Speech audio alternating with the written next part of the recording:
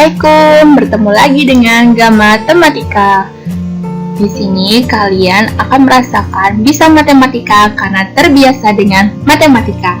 Nah, jangan lupa buat kalian untuk like, subscribe, dan nyalain loncengnya. Oke, kita lanjutkan pembelajaran hari ini. Nah, hari ini kita akan belajar tentang titik stasioner. Nah, pada pembelajaran sebelumnya kita telah belajar tentang fungsi naik dan fungsi turun. Nah, bagaimana sih titik stasioner ini? Nah, jadi misalkan kita punya grafik nih. Kita beri dulu dengan sumbu X dan sumbu Y. Nah, misalnya saya punya kurva seperti ini. Nah, seperti yang telah kita bahas sebelumnya bahwa yang naik seperti ini disebut dengan fungsi naik dan yang turun seperti ini disebut dengan fungsi turun. Lalu di manakah titik stasionernya? Titik stasionernya adalah di sini. Nah, ini disebut dengan titik stasioner. Titik stasioner. Atau kalau misalnya di sini adalah C dan di sini adalah FC, maka titik stasionernya adalah C, FC. Nah, selain titik stasioner juga terdapat nilai stasioner. Nilai stasioner di sini adalah FC atau hasil C dimasukkan ke fungsi FC. Oke, hal pertama yang akan dibahas dalam titik stasioner ini adalah pengertian dari nilai stasioner. Oh, no. Jadi, jika turunan pertama dari C sama dengan 0, maka FC adalah nilai stasioner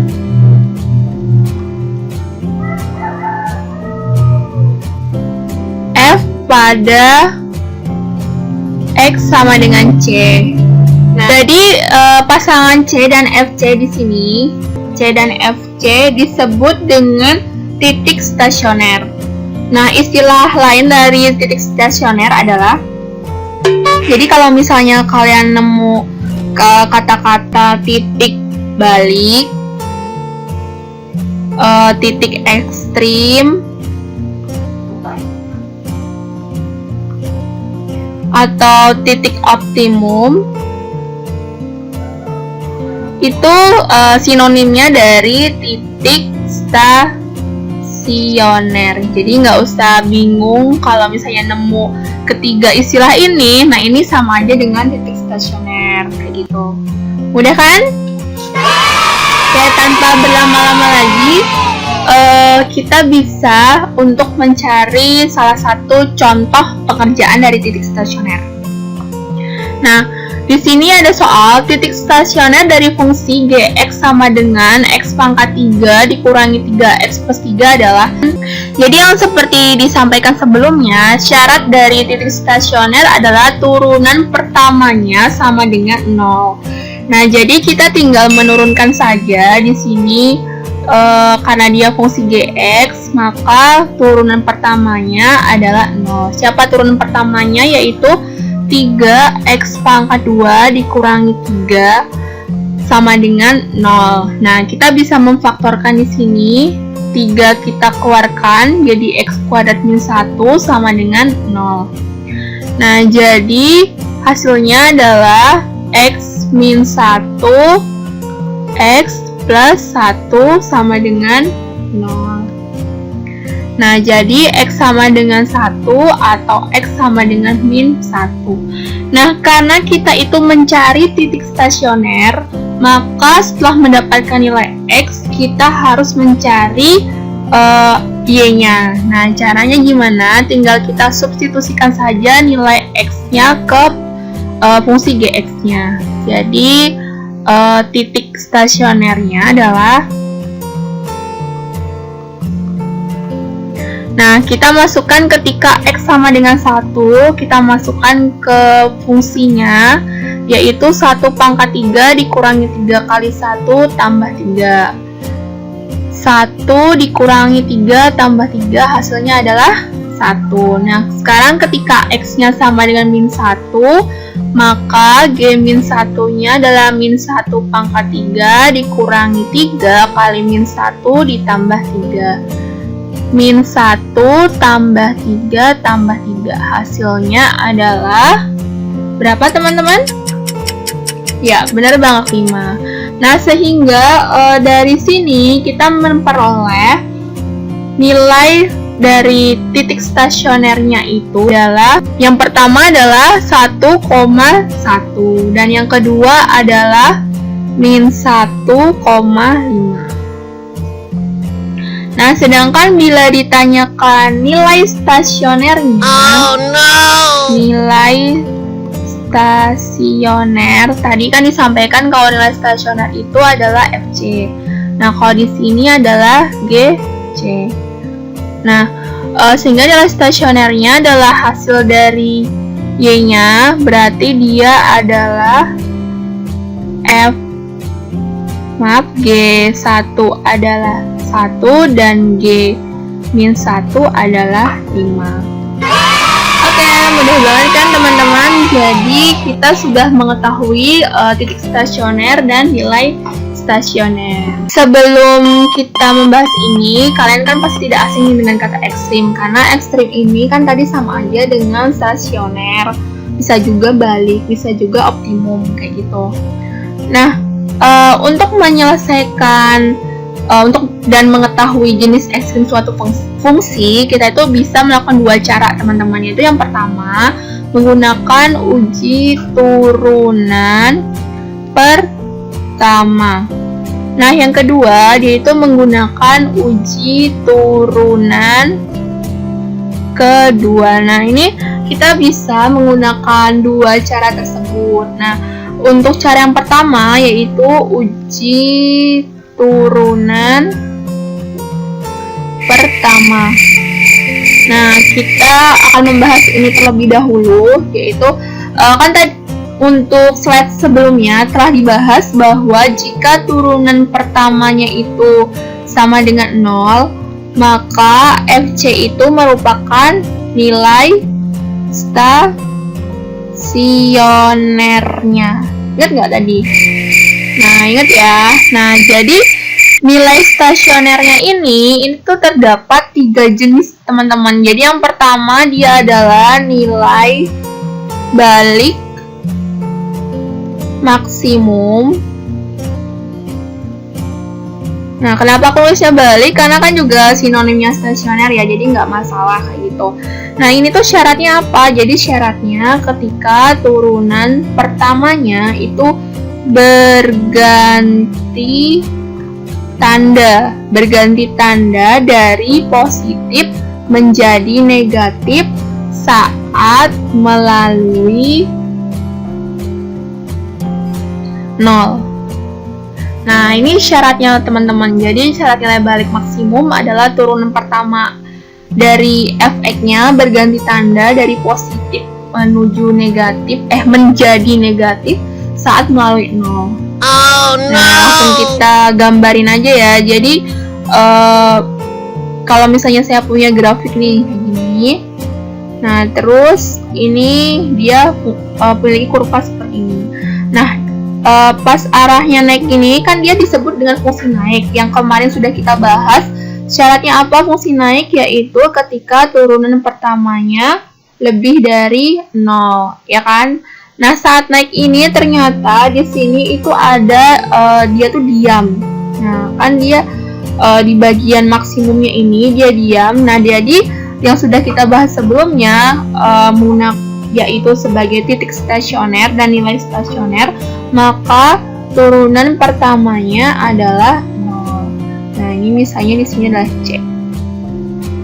Nah, ketika dia turun, dia kan jadi fungsi turun. Jadi turunan pertamanya kurang dari 0. Nah, inilah contoh dari nilai balik maksimum. Jadi dari dia naik, terus dia diam, terus dia turun. Positif menjadi negatif saat melalui 0. Mudah kan? Mudah banget ya. Nah, sekarang yang kedua yaitu nilai balik minimum. Nah, ini syaratnya hampir sama, yaitu turunan pertamanya, tapi dia berganti tanda. Nah, berganti tandanya dari negatif ke positif saat melalui 0. Nah, gimana sih gambarnya? Kita gambar aja di sini yang B. Nah, kita kasih garis sini. Nah, ini saya punya kurva seperti ini. Nah, kalau dia menuju ke bawah gini, kan dia fungsinya turun dengan syaratnya turunan pertamanya kurang dari 0. Nah, pas di sini, di lembahnya ini, dia kan diam ya. Nah, jadi turunan pertamanya itu adalah apa teman-teman? Ya, sama dengan 0. Nah, ketika ini C ya, dan ketika dia naik, dia kan jadi fungsi naik nih. Nah, kemarin syaratnya apa? Lebih dari 0. Jadi polanya adalah dia dari turun, terus dia diam, terus dia naik, atau dari negatif terus 0 menuju positif. Nah, mulai kebayang ya, bisa bedain ya antara nilai maksimum dengan nilai minimum. Oke, yang ketiga yaitu adalah titik belok. Nah, jadi titik belok ini syaratnya apa? Yaitu turunan pertamanya tidak berganti tanda saat melalui 0. Nah, ini kebayang nggak teman-teman ini gambarnya kayak apa? Ya udah, kita gambar aja ya, langsung aja, nggak usah nunggu-nunggu lama-lama. Nah, misalnya saya punya grafiknya kayak gini. Nah, di sini dia itu kan turunan pertamanya gimana? Fungsi naik apa turun? Naik ya, kan grafiknya naik. Nah, lebih dari 0 ya kan? Nah, kan di sini tuh dia tuh sempat diem ya. Ya kan? Dia kan bentuknya tuh kayak gini. Nah, sempat diem gini berarti kan dia turunan pertamanya itu sama dengan 0. Nah, dia kan naik lagi nih. Jadi turunan pertamanya lebih dari 0. Jadi kan dia tidak berganti tanda, teman-teman. Jadi dia itu dari naik, terus dia diam,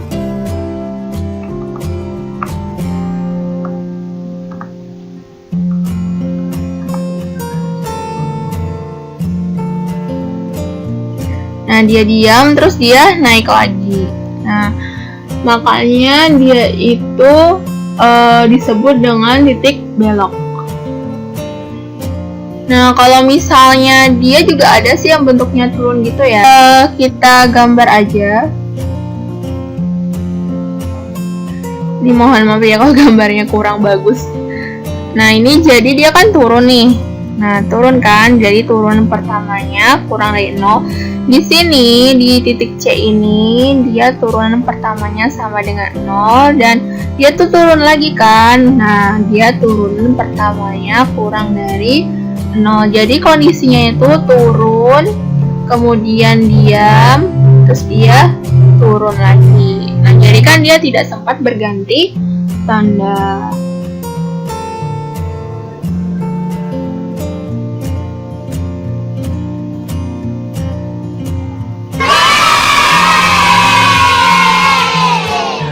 Oke, sekarang saya memberikan contoh dari nilai stasioner fungsi f(x) sama dengan x kali x min 3 kuadrat dan tentukan masing-masing stasionernya.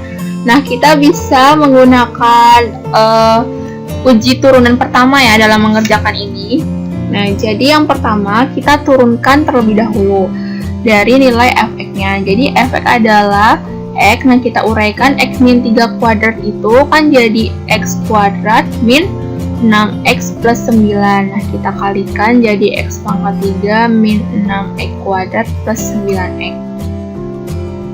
Nah, turunan pertamanya adalah 3x kuadrat min 12x plus 9, kayak gitu. Nah, kalau udah dapat nilai turunan pertamanya, kan kita mau cari nilai stasionernya.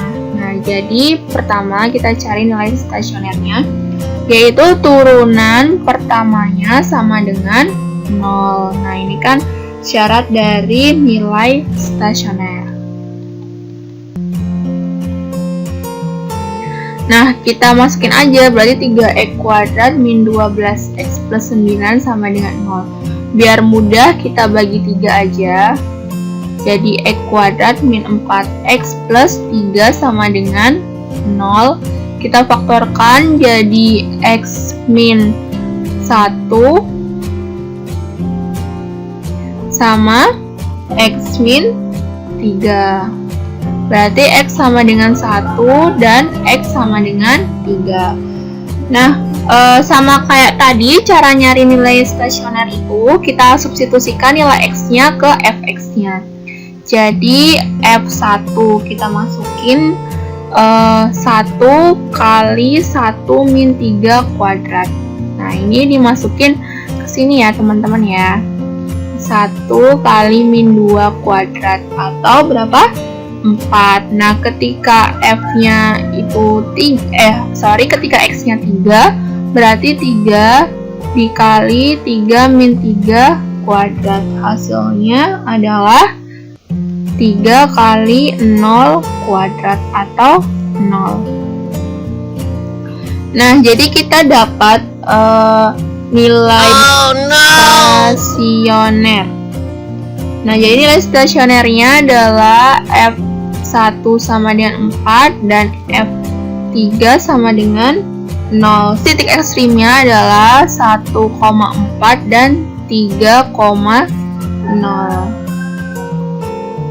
Nah, ini titik ekstrimnya. Nah, kita kan tadi mau tahu jenis masing-masingnya.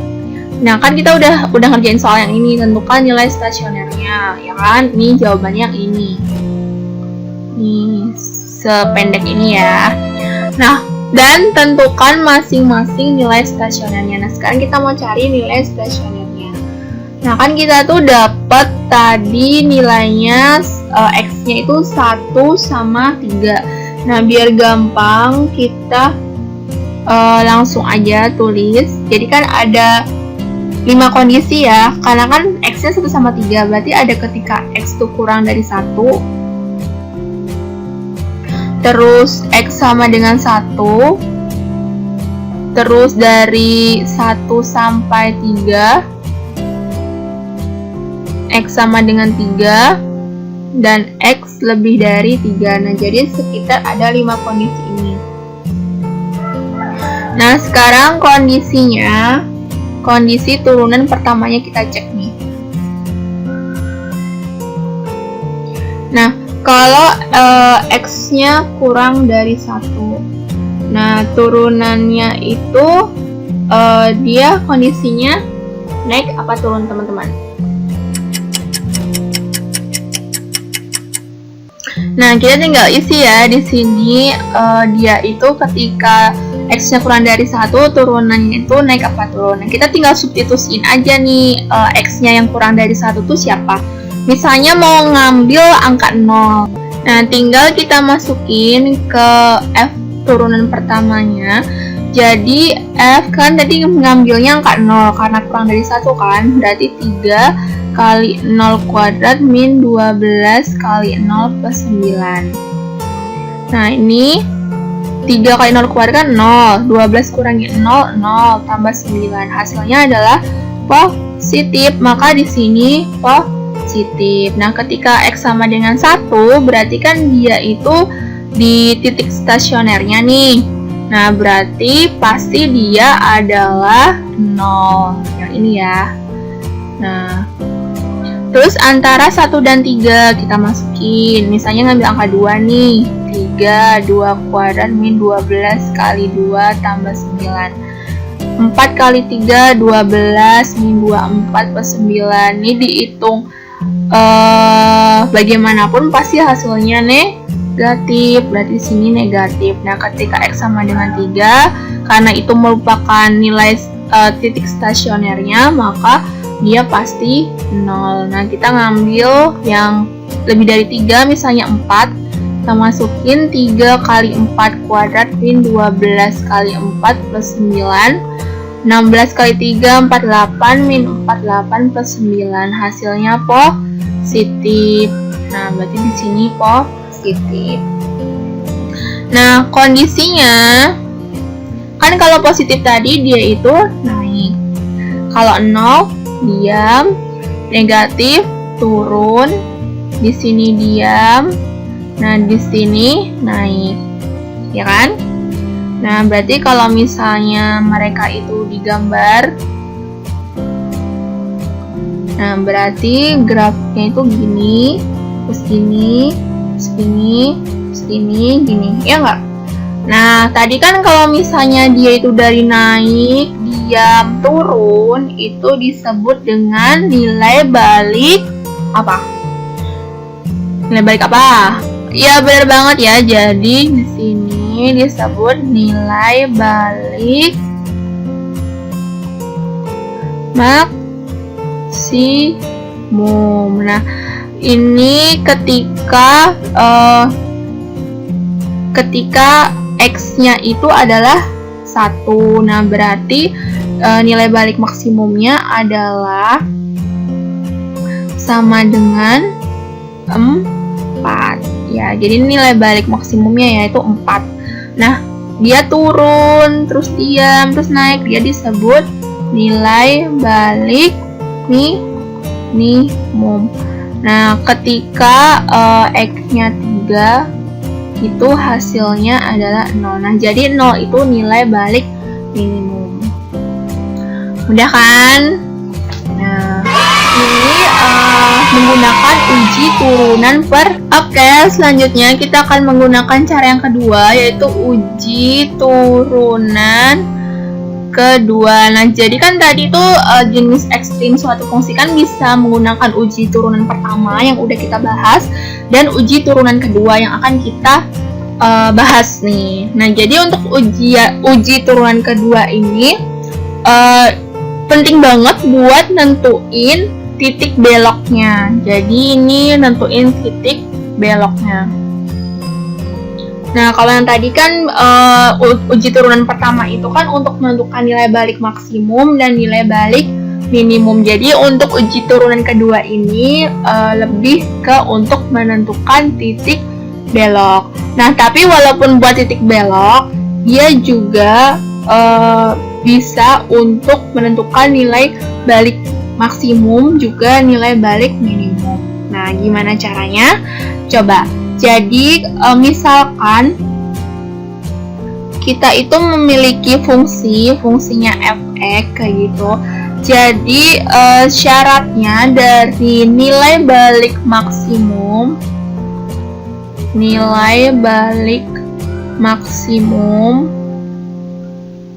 itu syaratnya adalah turunan keduanya itu kurang dari 0. Nah, ini jadi syaratnya ya, nilai balik maksimum. Kemudian yang kedua, nilai balik minimum itu turunan keduanya lebih dari 0. Nah, dan yang ketiga yang tadi uji turunan kedua tuh bener-bener cocok banget untuk menentukan titik belok. Nah, titik belok.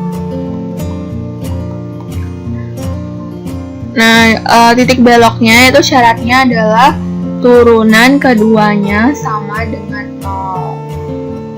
Gitu ya. Nah, gampang banget kan? Oke, kita langsung ke contoh aja. Contoh.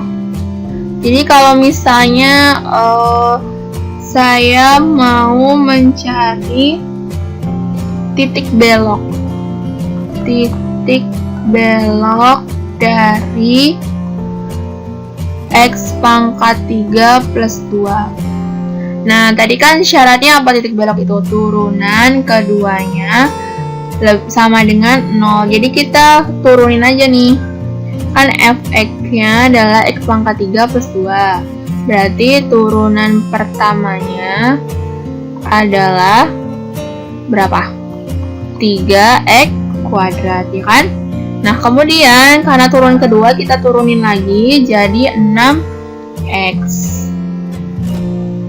Nah, tadi syaratnya apa? Dia harus sama dengan 0, berarti x-nya adalah 0. Nah, karena kita mau cari titik belok kan nggak cukup x aja. Nah, jadi titik beloknya itu kita substitusikan x ke fx-nya. Berarti fx itu kan x pangkat 3 plus 2.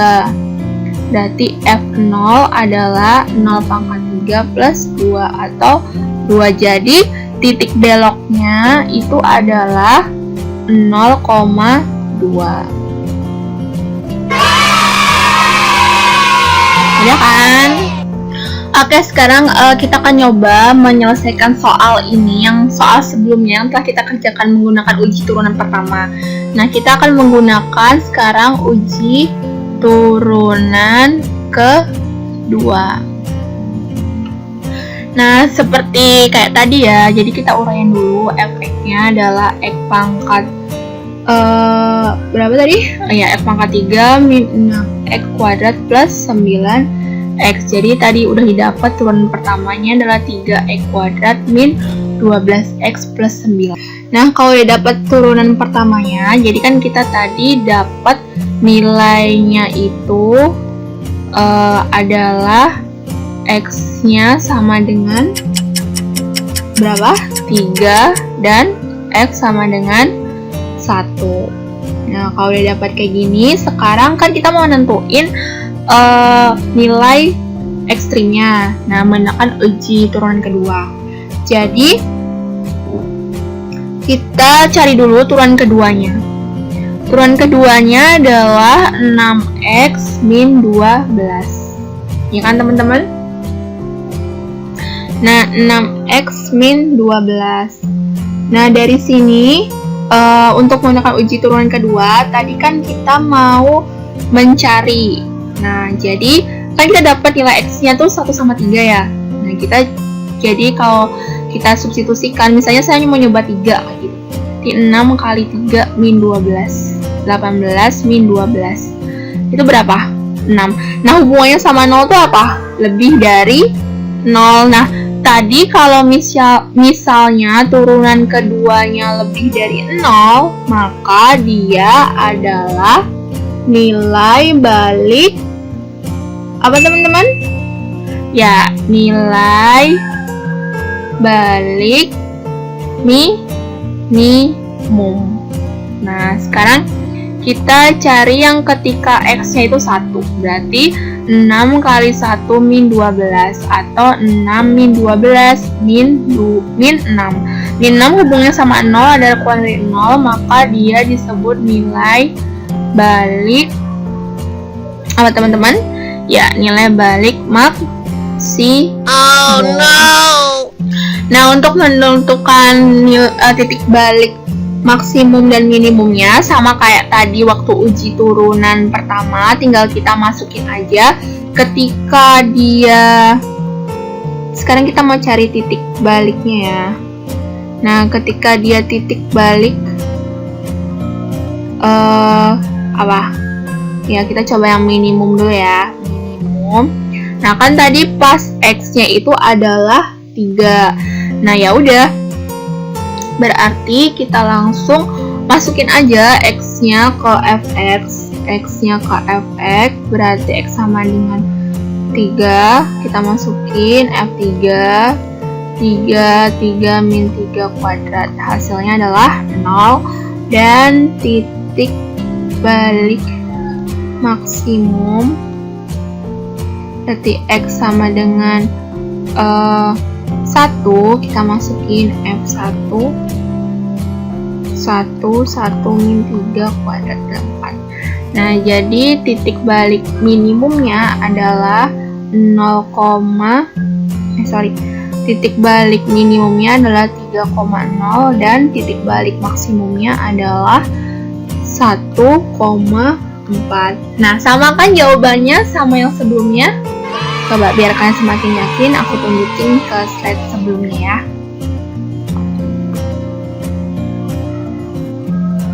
Nah, sama ya. Nih, di sini disebutkan bahwa nilai balik maksimumnya adalah 4 dan titik balik maksimumnya 1,4.